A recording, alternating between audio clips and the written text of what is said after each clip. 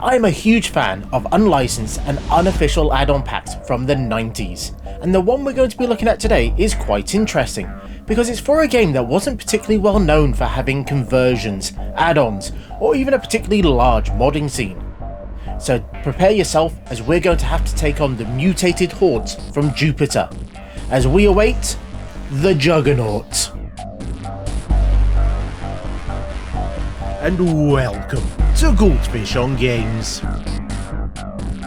Juggernaut, the new story for Quake 2, to give it its full title, was released in 1998, having been developed by Canopy Games and published by Head Games. This is a conversion for Quake 2. Now note, this isn't a total conversion, as they do reuse monsters, weapons and textures from the original game. But what it does have is 11 brand new story-based maps, as well as 3 deathmatch maps.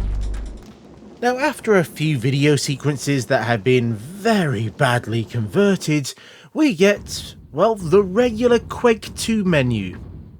Now, this feels like a bit of a bad sign for the amount of effort they put in. But the first impressions when we actually get into a map is a little bit higher. As look at this detailed looking room. But I think we can tell from the start this isn't for novice gamers, as the first gun we get is the chain gun. They also provide us with a very cinematic door. Ooh, look at all the moving parts. Now, we've started this review using my Pentium 1 machine with a Voodoo 1 card, as that would have been contemporary with the game. But things slowed down pretty quickly, and it struggled so much more on the later levels. So to make things easier on you, me, and everyone else, I decided that we should probably go with a source port so it runs at a decent frame rate and we can actually see what's going on. And I'm using Yagami Quake 2, as it strikes that nice balance between being updated for modern hardware but still feeling classic.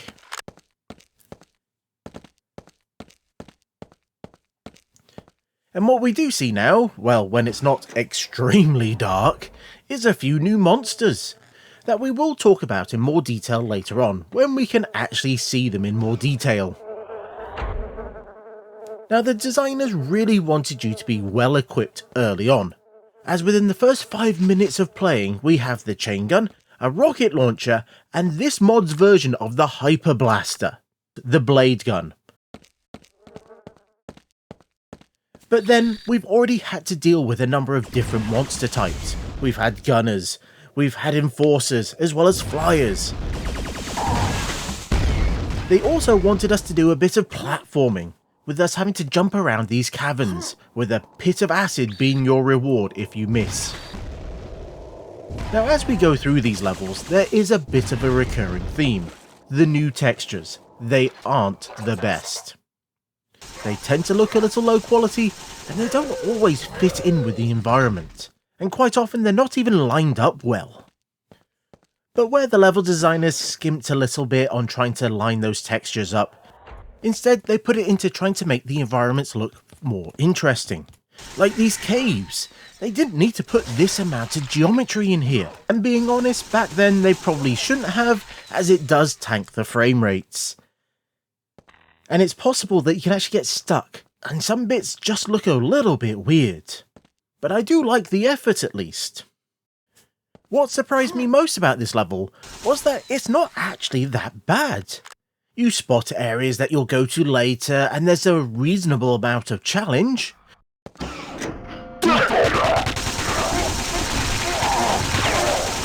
More so when a tank of all things show up near the end.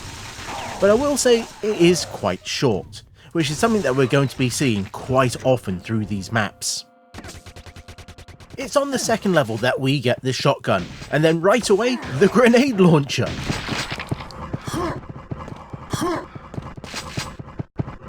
Again, I'm quite impressed with the amount of effort the level designers have put in. Just look at this area.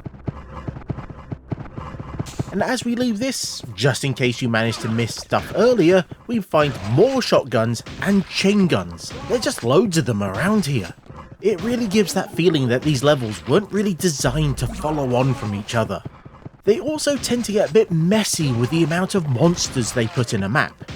In this one, there's 62 of them, and it feels like a good chunk of them are just in this small room alone.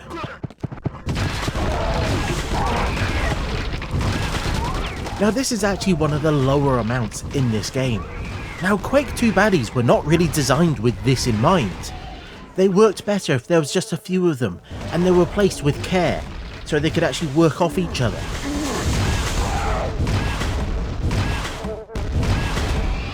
It's the next level where we pick up the other new gun in the game, the EMP rifle. I've no idea why they called it that, as it's just a simple replacement for the machine gun. And it still boggles the mind that we got the chain gun before we got the machine gun. And it's also here that we see them try to do attempts at that Duke Nukem style real locations thing. As we have the rec deck, and there's a swimming pool, with some extremely dirty water, a diving board, and what I guess is meant to be a rubber ring?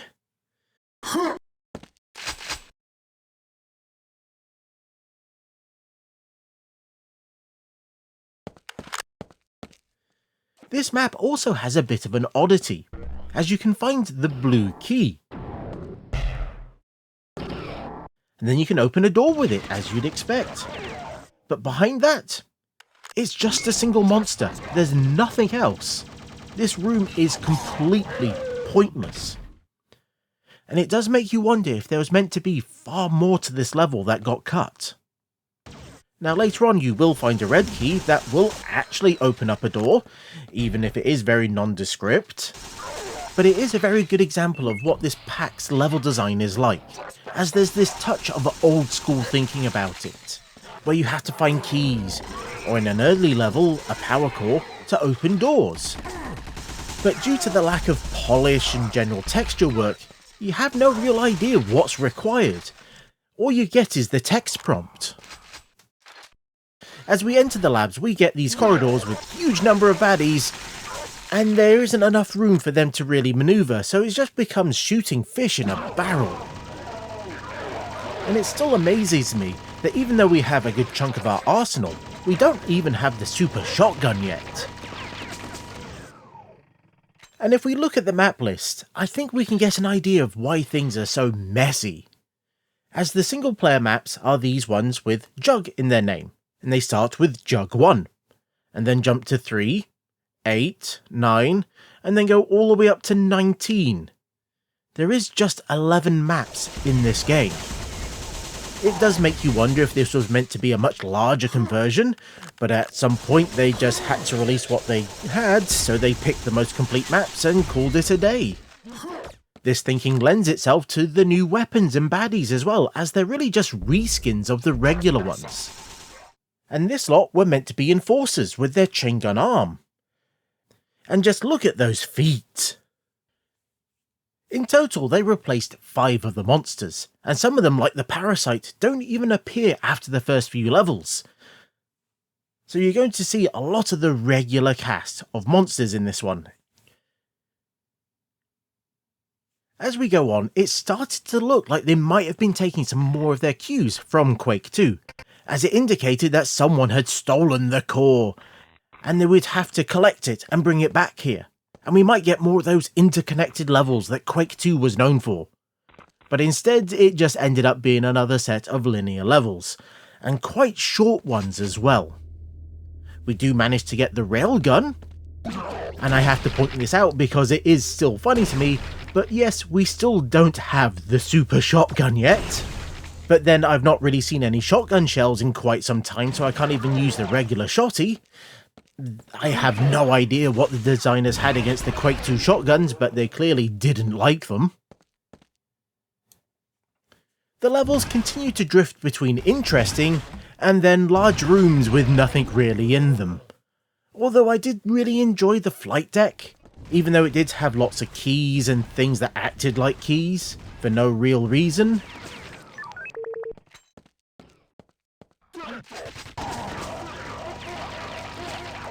But they did manage to do a bit of in-game scripting with this spaceship that comes into land. Isn't that fancy?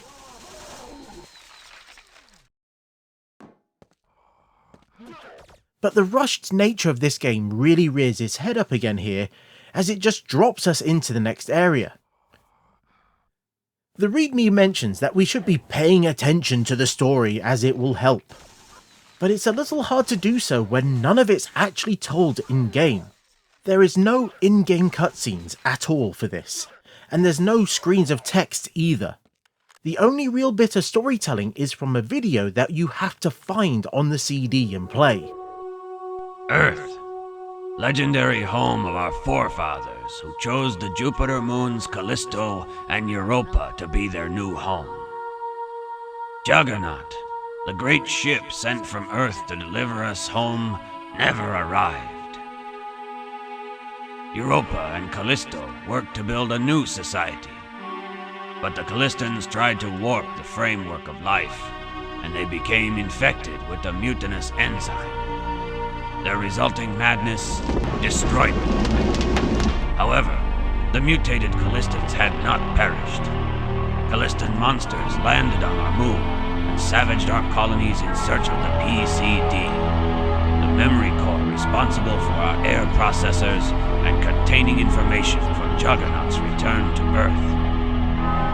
That day, a defender began the journey into the old complex to safeguard the memory core. One defender, one chance. Is it just me, or is that story a little bit all over the place? And who would have guessed that Juggernaut was the name of the ship that was meant to take them home? I'm not sure why it's so important to protect that information about the ship, but I think it's more interesting that the PCD is never actually mentioned in-game at all.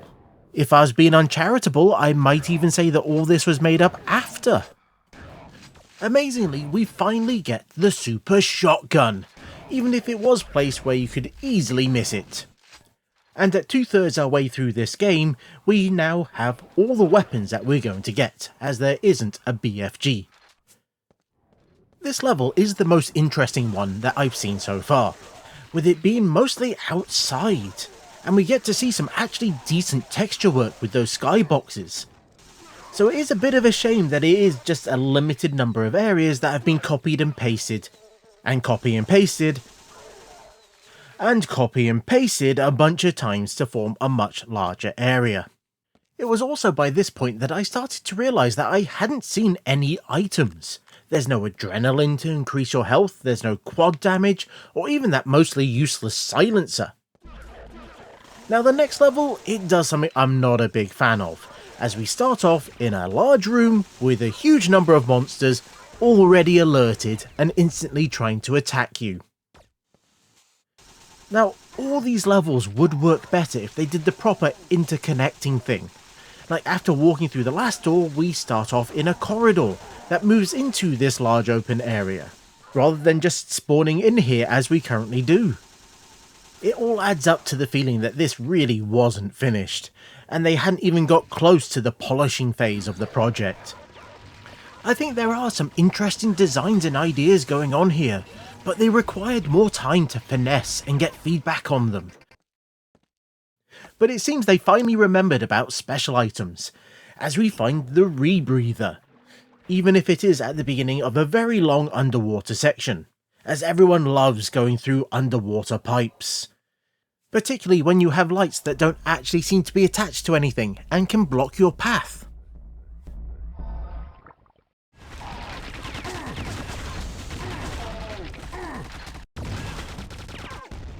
Now this leads us to the power plant, where at first I thought there might be some nice puzzle as we can see the power core up the top there.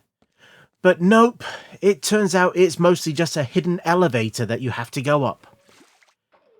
Now, is this the power core that we were meant to collect from much earlier on?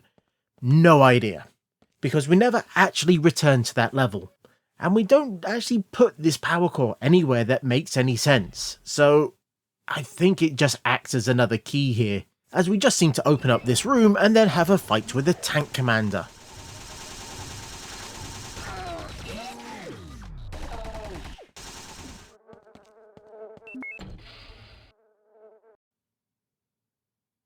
And in yet another "was there meant to be a cutscene here" moment, we start the next level behind bars, but we have all our weapons. Now I'm not sure if this is meant to be a prison or if it's just some weird level design. But when we finally get out of here, we find this cool multi-tier effect going on with the level. And it does give us hints that the level designers were trying to do something nice, as they did put a lot of effort into the environments. But then they just flood-filled it with baddies and called it a day. There's 88 of them in this tiny map, and it might as well be a slaughter level, as you can just lob grenades and take out huge numbers of them at once.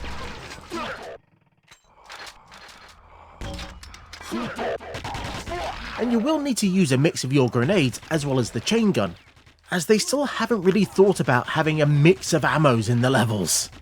Mostly you'll just find machine gun and energy cells, with the odd missile pack every so often as well.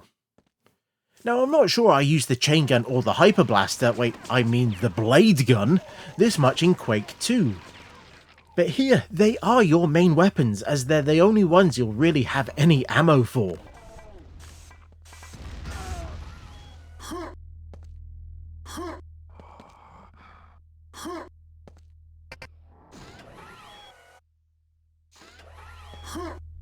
And after another bit of light platforming, we stumble into a level exit that wasn't clear at all. And wait, do we have a missing texture here?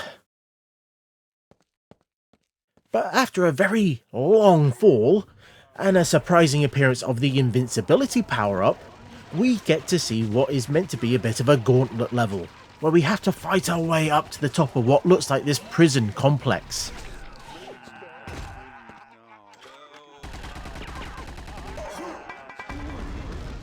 With copy and pasted floors and stairs that are completely hidden in the dark.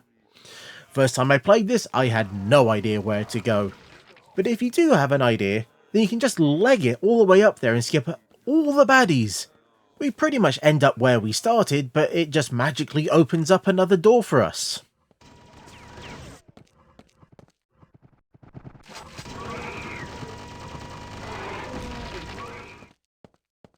And after going through a few actually nicely designed corridors, where they actually put some effort into the floor, we find ourselves on the final level. Something that you might have noticed by its absence is secrets, as there are no official ones in this game. Every single level is 0 of 0. But it does look like they were thinking of adding them, as you can find areas that seem to be secrets but there's just nothing there. Or you might even find bits like this, where we even have the secret door animation that just leads us to a completely empty room. Now the goal of this final level is to find the head, that you will just find in this random room on a shelf. But because this looked way too basic even for this add-on, I decided to go looking around a little bit, as earlier on I spotted this area, but I can never work out how to get to it. So using NoClip, it turned out there's this whole area of the map with baddies that you can't get to.